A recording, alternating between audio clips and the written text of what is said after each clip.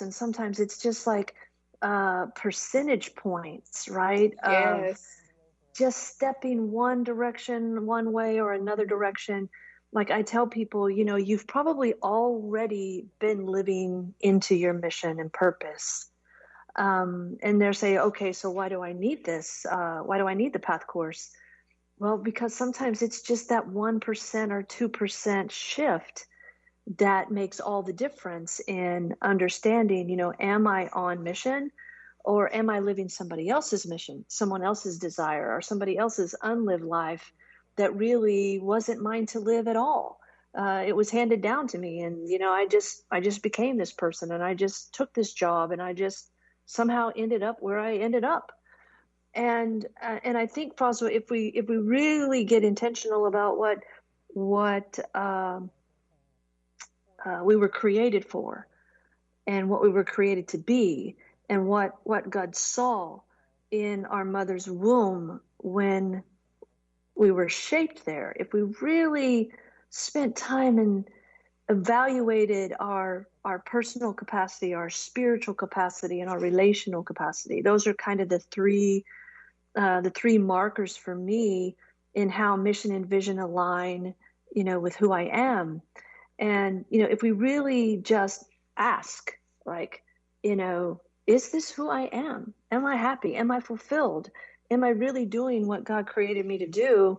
And it's so interesting. I've had this mission statement, not the one that you read over the air just now, but the one that I've had for the last 15 or 16 years. This whole year, it's kind of erupted. And Yes. I've been sitting with this since early January, thinking about, okay, I'm just supposed to tweak some of my verbs, and maybe my tribe is changing, which I really believe that's true. This Voice of Women tribe is just so, like I said, so loud in our ears, but wow, through this season, I don't know, what God is getting ready to do. I'm just trying to stay open to that.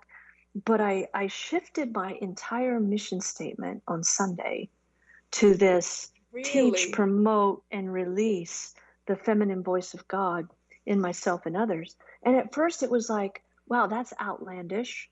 That's pretty big. That's pretty bold. But then I just rested in the fact that, of course, it's how God made me. I'm in the image of God, right? I am the feminine presence of God when I walk around on this planet. You are the feminine presence of God as you walk around on this planet.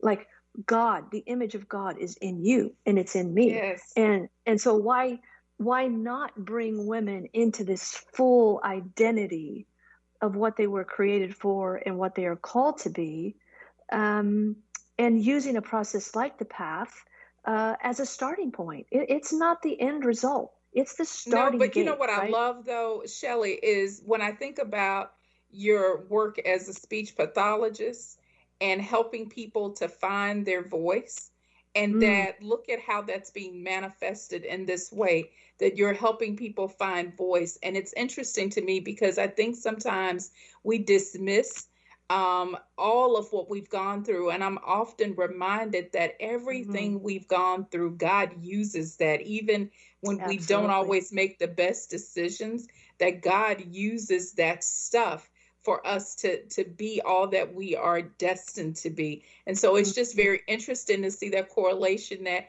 you are still helping people find their voice.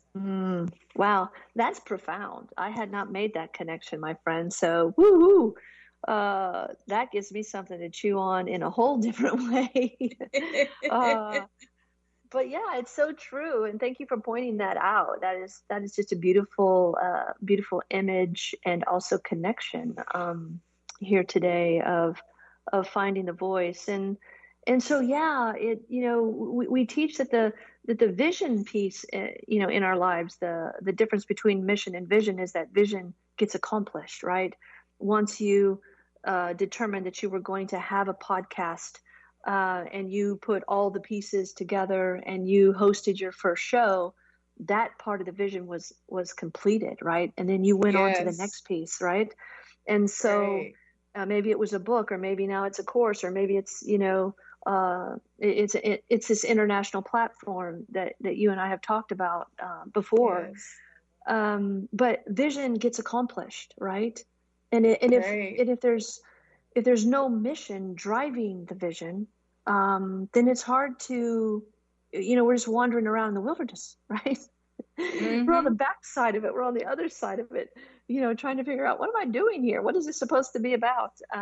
So yeah, it's a beautiful thing. And I'm not even sure how much time we have. I think I could sit here and talk to you for days. But We tell me where you want could. to go.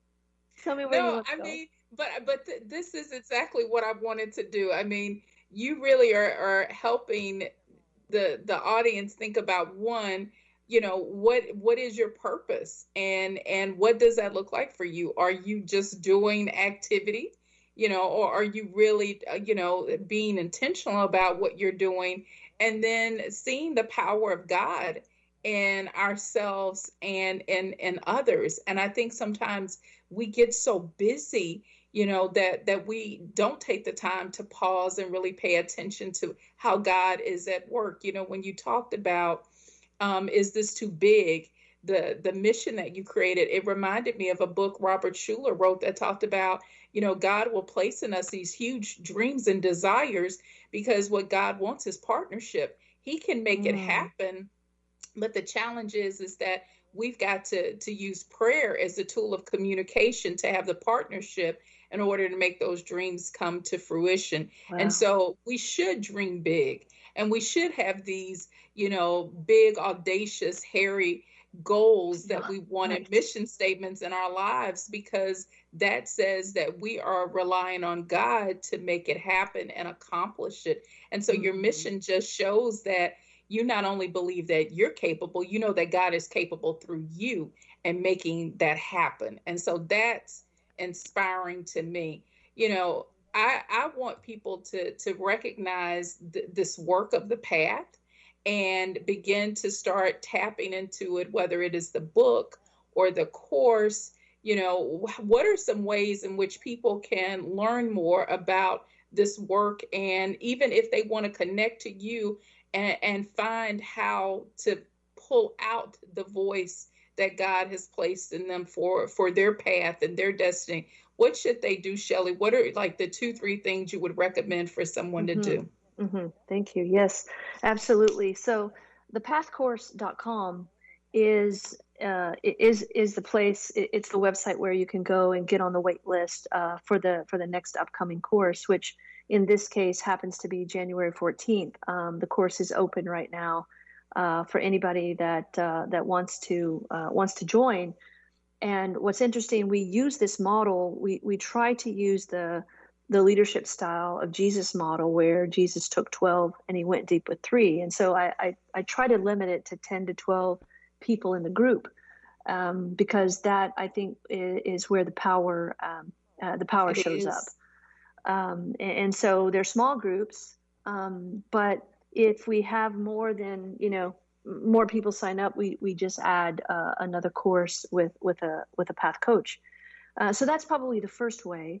The second way, you had mentioned earlier about, how was I brought into the Lori Beth Jones world, and that really came through the path as well. That's how it started for me, and I got clear, and I wanted to work with youth that were had traumatic brain injury and help them. They were like normally functioning young kids in one moment, and then they had an accident, and then they could no longer function, but yet they still had purpose. And so it started with that, Francois, and then it has just grown into actually expanding the training and development arm of Lori Beth Jones Inc. And so if you go to LoriBethJones.com, we're giving accolades to Lori for obviously the authorship of these tools. But the new book, Jesus CEO, the relaunch of Jesus CEO, is our focus right now. And we're really wanting to attract women to read this book. And so if you go to her site, LoriBethJones.com, you'll see the advertisement for the relaunch of Jesus CEO, the 25th edition, 25-year edition of the book. And then there's a place for women to opt in, to begin to come together in these focus group kinds of ways to elevate the voice of women. So those are probably the two top places that I would send people. Well, Shelley, I'm going to have you come back because we have some of the most powerful conversations. And so I just want to say thank you for helping us think about as we move into this new year, how do we find our flow and recognize the power that exists within us and the gift that God has placed in us to be a blessing and to make a difference. And so I want to say thank you once again. This has been another episode of the Tapestry Podcast. I'm Dr. Francois Booker Drew, and you can reach out to me. Let me know how you feel about the podcast. Are there thoughts or topics that you would like us to talk about here? You can reach out at info@drfrancois.com. Thanks again. Awesome. Thank you. Thank you very much.